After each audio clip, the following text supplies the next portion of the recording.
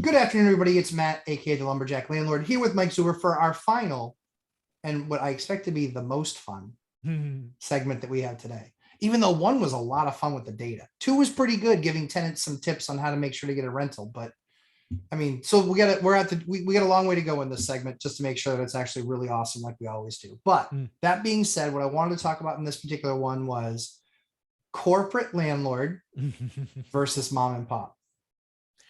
And I think honestly that a lot of people's impressions of landlords comes from corporate landlords, not from mom and pops, because my experience and when I was a renter was that mom and pops were gracious. They would understand when you had a little bit of an issue. They would work on things. They would take care of things. They didn't make a bunch of excuses. Obviously, that varies landlord to landlord. But I wanted to get your opinion on corporate landlord and kind of how you see it, and even guys like us, because I still consider us mom and pop. Oh, absolutely, no question. We're mom and pop. We're not, we're in one location. Yeah, exactly. we're in one location. We're not. It's just. Yeah.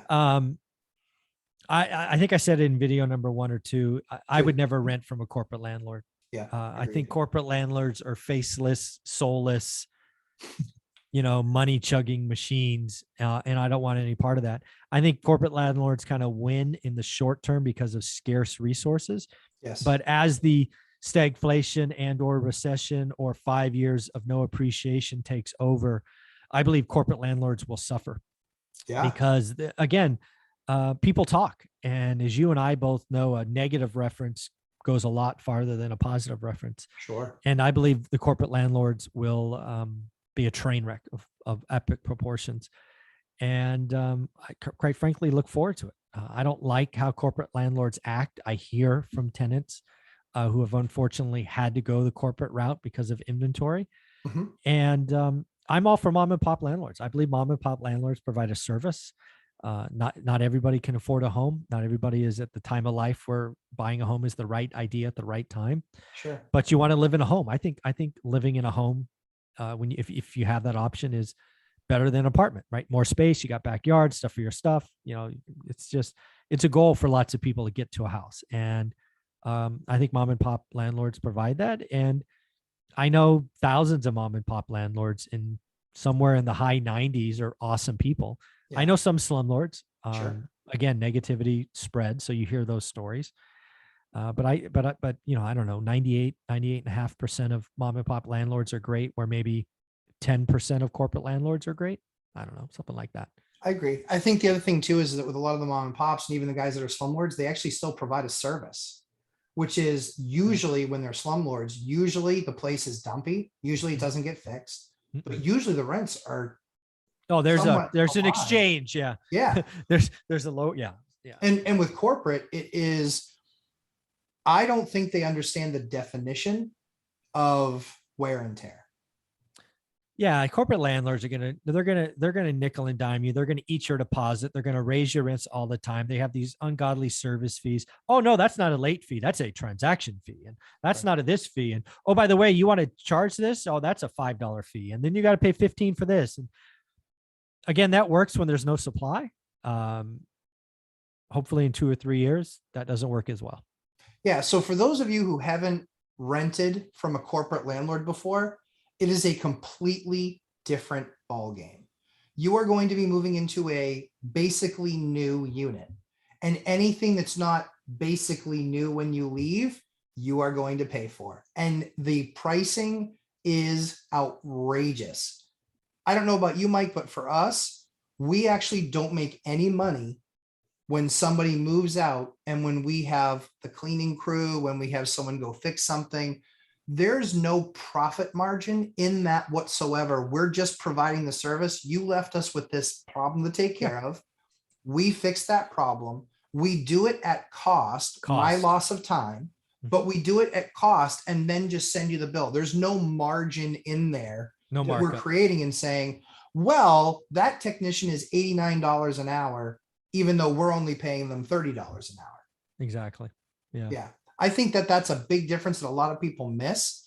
Or like a wood floor company, they're not going to hire the best wood floor company. They're going to hire the ones that come up in suits, that come up with branded everything. Mhm. And let's face it, those are none of the people that I hire to do my work, because I don't want to pay for the lettered truck. I don't want to pay for the lettered devices. I don't want to pay for the uniform. I don't want them to pay to wear booties in my property.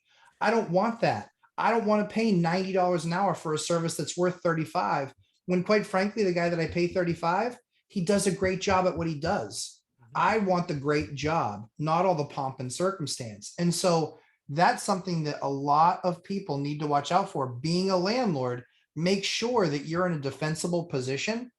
We undercharge much more than we overcharge.